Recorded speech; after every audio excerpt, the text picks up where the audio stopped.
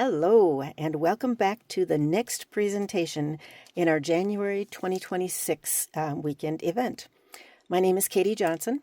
If you're doing these in order, then you just finished watching Maureen's awesome project, and you're back for another one. Everything that's here is laid out with a purpose, and we're going to march through all the things. I want to start out with where the inspiration came from, and then I'm going to show you the project, and then we're going to get into the tooltips that go with this. So the first thing I'm going to show you is this Splash of Sparkles designer paper. Splash of Sparkles specialty designer series paper. So the thing that makes it special, it's just like any other designer series paper in that it has a design on both sides, but it's special because it has some metallic elements built into it. So I just have to show you all of these because you're going to see where the inspiration for today's project comes from. So this one is real pretty. I don't know, I could see that one used for water or sky things. And on the back side of each of these is going to be something a little more plain. This one is some fun splashy splotches, and then a good generic stripe on the other side of this one. This one is a real pretty set of stripes. Can't decide vertical or horizontal on them. And notice that some of them have gold in them, or silver, and some of them have gold. This one has a fun bubble circle design on the back. This one looks like confetti with a wonderful little gold sparkle splashes in there. And then just a generic orange on the back of that. This one has some stripes with pinks and oranges and some gold in there. Very fun and festive. And then we come to this one. Now this one is interesting because that's kind of a geometric placement of the parts, but this is very geometric to me. And when you take a designer series paper that's 12 by 12, a common way to cut it is to cut it in thirds. So if you were to cut this in thirds this way and in thirds this way, you would have 4 by 4 squares with this as a background, and that kind of becomes stampable. You can stamp on designer series paper. So I could see making, 1, 2, 3, 4, 5, 6. I could see making 9 cards out of this with a stamped image on there. Okay. And then this is the last design, and the back side of this one, similar sort of thing, except instead of 4 going or 3 going across, it has 4 going across. So again, you could cut this into pieces and end up with 3-inch squares, each of which had this splashy color that you could stamp on to use to highlight your focal point. That is the starting point for my thought process on today's project, because the tool that I want to highlight is our WaterPainters. Now, the WaterPainters have been in our catalog forever. They've gone through several iterations in the time that I've been a demonstrator. The first ones looked very different, and then we got a white set, and then they disappeared for a while, and then they came back. So I just bought the new ones, and I wanted to show you the packaging. Personally, I don't keep mine in the package, so I'm probably going to end up throwing this away, but I just wanted to alert you, if you do keep yours in the package, that this is a little flap right here. Where's the scissors? It's like a little belt buckle kind of thing that this tucked underneath. Well, I didn't realize that when I first opened it, and there was a seal on there, and I just about cut it off until I realized that I was going to end up cutting through the closure on it. So if that matters to you, just thought I would pass that along. Something else to pass along about these in terms of quirkiness. We talk about ready, tidy, lefty, loosey. These are backwards. But the way a water painter works is that it has this barrel. So now I don't need to keep a glass full of water in my work area because the water is contained in the brush. There's 3 of them that come in the pack, and the way that they're different is not for different colors, but for different painting techniques. You can see the point on the end of these things is going to give you a very different use for each of them. Has the word push on the side. So you fill the barrel and then you squeeze it a little bit. I don't know if this is going to show up. Oh, yep. Can you see the water kind of going down in here? So the water is pretty much contained up here in the barrel. You squeeze it a little bit and that pressure builds up, and then the water moves down into this area, and squeeze it a little bit more, and then you get that drop coming off, and now it's going to have its own water and pick up your color from wherever you're going to make it available, and then go ahead and paint with it. When you're done, because there's pressure built up in here, you just continue to squeeze. That clean water will move down through the barrel and it should just be clean and ready to go for your next project. The righty-tighty, lefty-loosey, we are accustomed to going left to undo it, but that doesn't work. It goes the other way. It's just backwards, and I don't know who designed it or what country we get these from or why it's different, but just so you're aware that it's going to screw on to the left and off to the right. All right, I'm going to put these in my drawer, my cup over here, and I'm going to show you one other Stampin' Up! Product that I use when I'm doing watercolor stuff, and that's our spritzers. So this, if you just push down here and there's a nice mist that comes out. We're going to use that on the project as well. Now the rest of the stuff that's out here, I like to work on a non-porous surface, and so I pulled out my glass mat. Any non-porous surface would work, but this is nice. It's got the measurements on it. This piece of paper is only here randomly because I realized there's a glare for you guys, so I just wanted to cover that up. But then I have all 3 of our ink pads up here and 2 markers. So we're going to talk about all of these because once you're working with water and color, then solubility issues come into play. You've heard me say that if you've looked at our videos on a regular basis, you know that I'm a former chemistry teacher and I talk about solubility a lot when I'm doing projects. All right, so I have this plain piece of our white cardstock, and here is, well, I'm going to leave that there for just a minute. I also have, we sell watercolor paper. So there's a difference between these two things in terms of the permeability and how quickly and easily the water will sink into the paper. On this one, it doesn't sink in very quickly. On the watercolor paper, it does get into the fibers. It's easier to move it around and saturate this paper and get a good coverage, the watercolor paper. Our regular cardstock, yes, you can do it, but you don't get quite as good coverage. We'll show you a couple of techniques with that in a minute. The next thing is where you're going to get your color from. So let me pull out one of the brushes. One thing I can do is take a marker. Notice I reached for the one that we don't sell anymore, where these are being phased out. I can put some color from my marker on a non-porous surface and then pick up that color and then go ahead and paint with it. That's one option. I think Jackie, if you saw hers, she used a blender pen to do something similar, pick up the paint from somewhere. Another thing that I can do is I can just take my ink pad and put it down. Now I have a lot of ink on that surface and it wipes off real easily. Again, I can pick up that paint and come back and add it to my project. Now I'm going on dry paper. Let me just make a big area up here. Okay, you get a certain look when you're going on dry paper, but if you take your spritzer and come back in and give that ink the opportunity to move the minute it hits the paper, here it's not going to move, it's just going to sink into the paper. But down here, it's going to move on the surface because there's already water on the surface. So if you do any watercoloring, I really encourage you to play around with whether you're working on dry paper or wet paper. All right, this can clean off easily. I'm going to just push it a little bit, let that ink come out, and rinse my brush clean so it's ready to go. I could use it with another color. I'm going to stick that up here. I also keep a towel ready to go. So this would be, if I was going to take my project piece and just add some color to the back of it, we would call that a watercolor wash. This is kind of the watercolor wash look. It's on regular paper, and here it is on the watercolor paper. And let's see. The next thing I wanted to talk about here was the brush points and how different brushes are used for different things. So this is the one that I technically would want to be using for a watercolor wash background. I'm going to set these to the side because I'm going to prep the one that I want to use for today. I actually want to use a different color for my background. Notice I picked up ink from the marker and the ink pad. I could also just take ink directly from the re-inker. Now it's going to be a lot more intense coming from the re-inker. Let me squeeze a little bit here, get some water on here, and kind of dilute it a little bit. Ooh, got a little squirt on the side there. Did you see that? And I want to start on wet paper because it's going to flow much more nicely.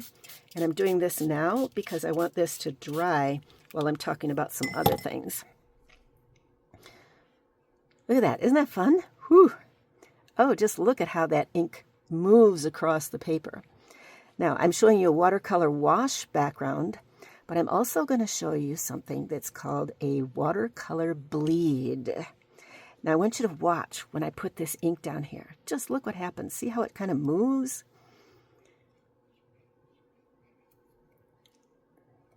And you might be asking, well, why am I covering the entire piece? Why didn't I just pull out a blue piece of paper? Yeah, I could have done that, but you get a totally different look for your project if you do this watercolor splashy thing. It's so much more organic and interesting than a plain color piece of paper. So yeah, I could have used a plain color piece of paper, but that wasn't the look I was going for. Let's come back in and play with one more thing. So again, it's wet. Let me add a little water just to my project. When you add water, can you see how as it moved across, it kind of got lighter? Because again, it's dissolving that ink and carrying it with it. Let me pick up some ink and just pop that down. See how it bleeds and moves out? Okay, that's going to be part of the technique that we're going to use today. This is so pretty. I hope you're seeing it in all its majesty and glory. Okay, now we're going to take a minute and clean things up and get things dry. I could wait, or I could take my heat gun. You will find a couple of things happening. As I move the heat gun along here, the heat gun moves the water. So that's also going to change the concentration of the color, which is going to affect the look of your project. I'm also turning it over to the back because there is a little bit of curl that happens as it dries. You can fix that on your project by putting the adhesive on there just to firmly attach it, but be aware that you are going to have some curvature to the paper as well. Back to pretty straight.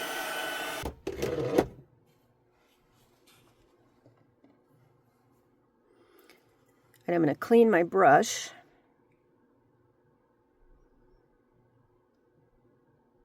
You can see that color just coming out of it. And again, I'm squeezing a little bit. I could also take it into underneath a faucet and get some really concentrated water on it, but that will clean up very nicely. I want to start the next part of this video with a conversation about the inks over here. So you saw me apply some ink down here with a round marker. This is our classic inks. It's water soluble and it would work well. This is the alcohol inks, and it would not work. It's a different solubility that won't work with the water as well for this process. You also see some ink pads up here. The Memento ink, if I'm just stamping, you want to stamp in Memento if you're going to color it with the blends. You want to stamp in StazOn if you're going to color with the water-based marker, because the StazOn will not dissolve in water. So for my project today, I'm going to use the StazOn ink. And I'm going to stamp this great big giant flower in the middle. The Memento, however, is juicy enough that you can heat emboss with it. So these two projects that are sitting over here that were done ahead of time and prepped and ready to go, this one, let's see if it shows up. Look carefully at the lines and see, not this one here, but see if the rest of them, if you can catch a little bit of a glint of, maybe right over in this area, a little bit of a glint of reflection. So I stamped this flower in Memento and then heat embossed it in clear. But I missed this corner with the powder. See the difference? This is water soluble enough that using the water on it just kind of made it bleed. So this one I stamped in, I think I did that one in StazOn. That one I was just kind of playing around with it. The reason I chose this image is because I wanted to contain different areas for the bleeding technique that I'm going to show you. I suppose I could show you what the stamp set was, since we're all about new product. Technically, the designer paper was new, and technically these are a new re-addition to our line, the WaterPainters, but this is the stamp set that I'm using. I'm using one that's called Simply Beautiful. That is the stamp set. This is the die set. I haven't had a chance to make up a sample card with all of the different dies, but you can see there's some framelits in here. You can see there's some really interesting looking petals in here, some leaves, and then this would be like a little spray of anthers and stamens and pistils, the reproductive parts of the flower. I did make one project with it, and so this is the project that I made. You can see the fluffy nature of these dies up here. Really pretty. I really like that one. So anyway, I pulled this one out. This is just the second card that I'm actually making with this set. All right, now I'm going to go back to the markers for just a moment. This one only because it's convenient to talk about the fact that we have 2 points to our markers, the brushy one and the pointy one, and we use them in different situations. And so that is exactly what happens with these brushes. You saw me use the wide one to do the watercolor brush on there, and now I'm going to come in with these two and do the coloring technique on it. Don't want the memento. It will bleed like that did. So I want the flower instead. Purple is just fine on there because I'm going to add purple ink here in just a moment. Stays on. Now, stays on is a relatively quick drying, so you can't put your ink on and go away and come back like you might be able to with memento. You got to get this on your project right away. Down it goes, nice and hard. And then you also have to clean your ink, your stamp right away, so if you don't want it to be black forever. Stampin' Up! Does sell Stays On Cleaner, and I'm just going to bring this right over here and apply it liberally. It's got like a squeeze thing, just like the barrel of the WaterPainters, and this felt pad on the end, and you can see, I think you can see how it is beginning to dissolve that ink right away. So, and you know, if you've got any stained photopolymer things because you've used Stays on them in the past, try using some of this Stays On Cleaner and see if that will clean it up for you. The other thing I'm going to do is I'm going to come and spritz this with a little bit of this thing, and then it should just clean right up with my towel. I have a number of these towels in my workspace. Look at that. Super clean. Easy peasy. Okay. All right.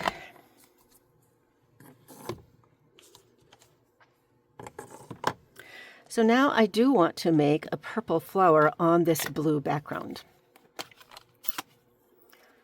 I cleaned that up, and then I needed to have my purple out there again. So with that water,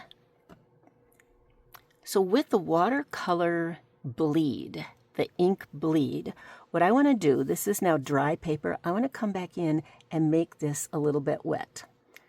I don't want a lot of water because otherwise it's just going to run all over my project, but I want it wet, and I can't do the whole flower at one time because the left side would dry before I got around to coloring it. So I'm just going to do a few petals at a time. Got them wet, no squeezing. I don't want water on this brush. This one I'm just using to pick up a little bit of color. And look at this. Look at how it just bleeds in there. Just fills in because there's already water on my petal. If it's not wet enough, I'll come back with my wet brush and really make sure that that petal is nice and wet. And of course, it's also taking out some of the color, right? Because the ink is water soluble, and so it's dissolving in the water. But I'm putting a replacement of this purple color down. Now, it's completely different than if I were to have come in and colored it with a marker. The marker would be solid, pretty even coloring all the way across. I get such a beautiful organic look doing things this way. It's almost like a pulmonaria or like a croton leaf or something.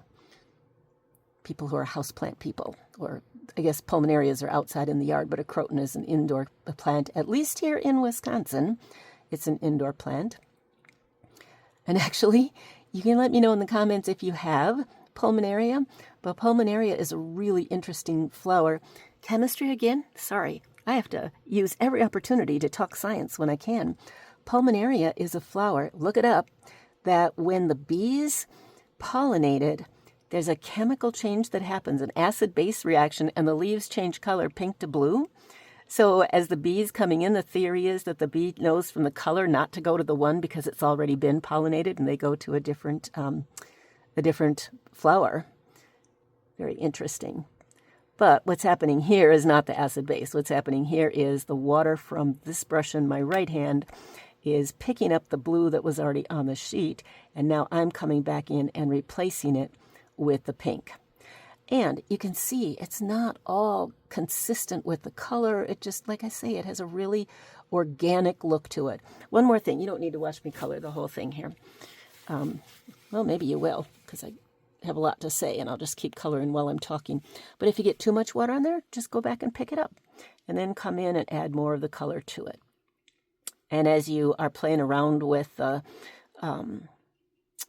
coloring, you might also decide that you want to pay really close. Oh, I didn't put these wet yet.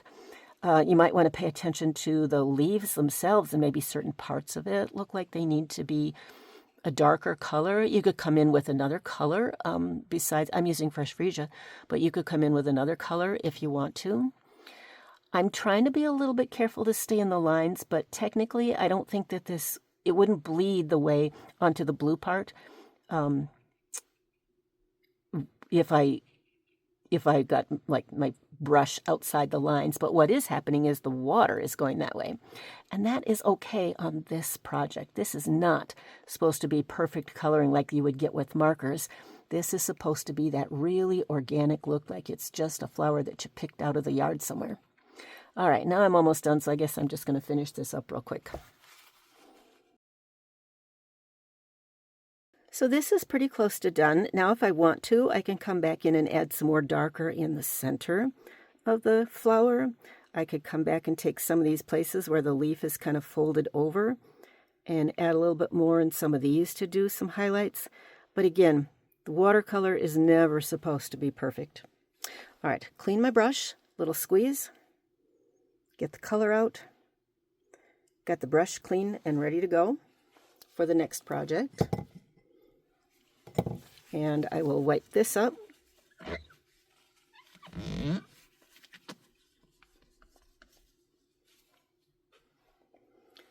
And I'm going to dry this. Okay, now I'm ready for the rest of the parts of the project. It's going to go on a white card base. It's going to be a horizontal card, so it could sit on there like that, but I decided to put a framing layer behind it. So I wasn't quite sure what to use for a framing layer, and I pulled out a couple of different colors. The ink color that I used was Balmy Blue, but when I put the Balmy Blue paper behind it, it was way too bright, I thought, for this project. So the next darker blue that I was aware of was Cloud Cover, but that was really too gray for this project. Turns out I like Lost Lagoon. So I pulled out a Lost Lagoon piece. We're going to use this for the framing layer. But we're going to do something else before we put the thing together. So you saw me using Memento and StazOn, and I've got one more ink pad sitting over here. This one is my Versamark ink pad, and what Versamark does is it leaves a watermark on paper. And if I just put this on here, it looked too plain and too abrupt of a transition. You know, this is a really organic look to it with the watercolor, and that was too clean on the outside. So what I'm going to do is just to come back and go all the way around, twisting my stamp as I go, and adding, you guys are probably getting a glare, aren't you? Let me cover that up for you. But you're familiar with Versamark, and what it does, it leaves that tone on tone around the edge, and I've already got it done on this side.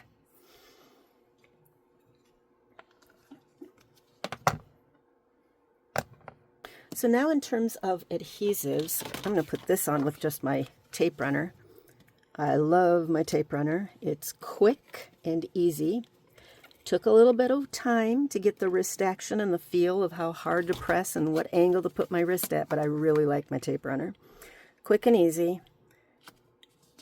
But for this, because it's thicker and heavier, and because it's got a little bit of kind of bumpiness to it, bumpiness to it from the texture of the paper as well, but also it's a little bit bent. That happens with the water. So I'm going to use my liquid glue for this. So I'm going to come back and just go all along the edges. Now, if you saw my other video, because I did 2 of them this time, but if you saw my other video, I used the liquid glue to adhere a piece that was embossed, and it had some pretty deep embossing.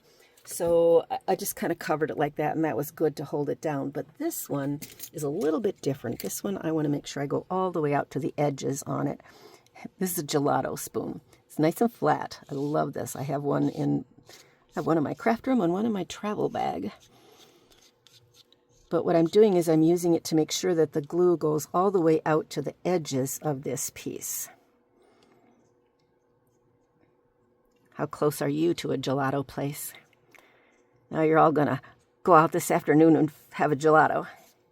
My fault. Hope nobody's on a diet with your New Year's resolutions. And I want to clean my gelato spoon before I let that dry on there. That would not be good. And then I can go ahead and place this on, make sure it's right side up, not upside down. And that glue needs to hold for a minute, and the paper needs to stay pressed together. So I'm just going to put some weight on it. All right, so next up is the sentiment. The stamp set is called Simply Beautiful. I keep my stamp set and the matching die set in the same package. And as I'm looking at the sentiments on here, wedding wishes to the happy couple, to from. So this is perfect going into the June, 6 months ahead, wedding season. But I'm using the Thinking of You stamp. Now, a lot of times, the image that's printed on the front is the same size as the stamp, but you can see that these are reduced in order to get them all on the front of the package. That flower is much larger than this image, and the sentiment is upside down, but it's also much larger than the image that is printed on the sheet. Okay, now I need to pull my memento back out again. And I'm just going to pull in a piece of scrap paper because there's no die that cuts out the words, but I'm just going to fussy cut this. Okay, well, I didn't do a very good job stamping here. Not a problem, because through the magic of television, I have one ready to go. All right, this project, by the time we're done, is going to have some ribbon and some bling. I want some sparkle on this. I want some sparkle and some shine. Sentiment is going to go off in this area down here. Let's see. The ribbon that I'm going to use also has some sparkle in it. This is been around for a while, but it's still available. It's called Black and White and Gold Baker's Twine, and it comes in a 2-pack with a black and gold and the white and gold. And I felt like the black just really was there's a lot of black in there, but I felt like that really made things darker. And I wanted to lighten it up a little bit, so I'm going to use the white and gold. And for this, so now I need a place to hold the ribbon. And I'm just going to go on the back of here with my tape as a temporary adhesive to kind of hold the ribbon while I'm putting it on, or this baker's twine while I'm putting it on. It's going to be very haphazard. Remember, this card has a very organic look to it, so nothing needs to be clean and perfect about it.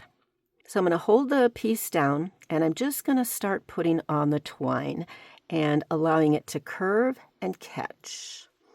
And then kind of curve and catch.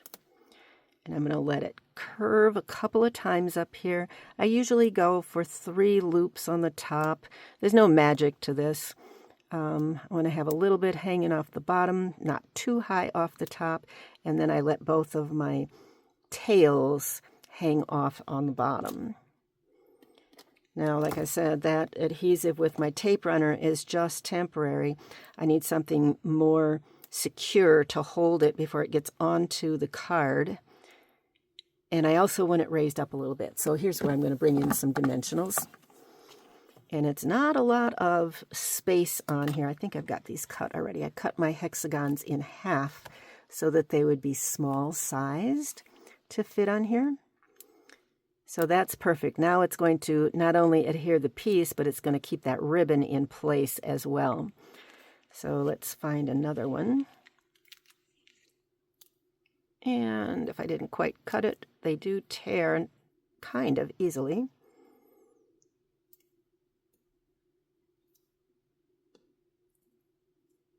And let's get probably 2 more, just because there's 2 more pieces of the loop, and I want to kind of keep them in position as well as provide structure for the support for the piece. Okay, that looks pretty good. Leanne talked about the take your pick tool, and this is one of my favorite uses for it, is to pull these release papers off. I can usually fit 3, sometimes 4 on it.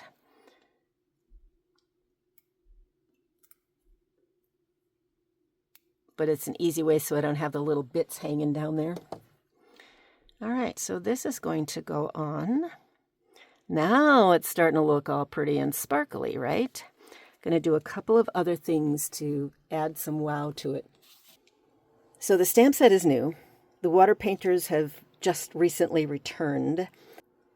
This ribbon has been around for a while. This is actually on the last chance list, but I just love these dots, frosted iridescent dots, which means if you like them, they're probably cheaper on the last chance list. But when you lay, they're on this plastic sheet. So when you lay them on top of your project, then you get a real good sense of which colors go nicely for it. That's way too bright. This one is okay, but it just kind of blends in. And this one just pops. It just matches that fresh freesia that I used for the flower. So we're going to add a couple of these.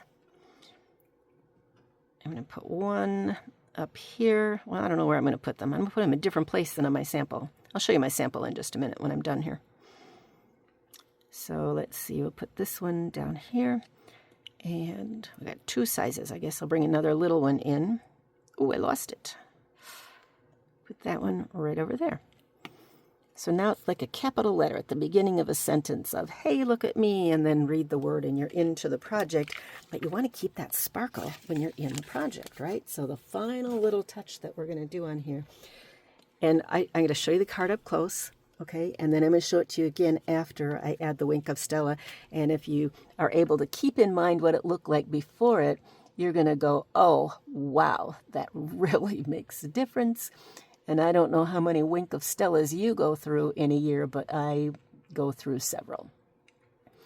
So now, can you see the sparkle already? But look at this. Isn't that just awesome? I can't even tell here from the angle on the camera because I'm looking through the clamp that holds my camera. But this is just so, so pretty. So there is the project. And here is the one that I made beforehand. Very similar, but of course, you know, when you're doing watercoloring, no 2 are going to be the same. Not exactly the same. But I hope that you are inspired to go pull out stuff that you have. I mean, whether you have WaterPainters, you've got paintbrushes, I'm sure. And if you don't have the watercolor paper, it's not expensive. I would say get one and just play with it because you really don't get the same look at all if you're trying to put it on white paper. But this is just a fun technique to play with. And once again, a quick reminder, everybody's been saying the same thing. Product of the month this time is an awesome stamp set. It is bonus days. And when you make a purchase because of this event, we have this PDF that shows you all the projects, which of course you see when you're looking at the videos, but it also has a reminder of all the techniques that we've been doing. So I hope again that you found something useful and something inspiring. And next up will be Jenny Harrell at the top of the hour. So thanks for joining me today, and we'll catch you next time. I'm Katie Johnson. Bye.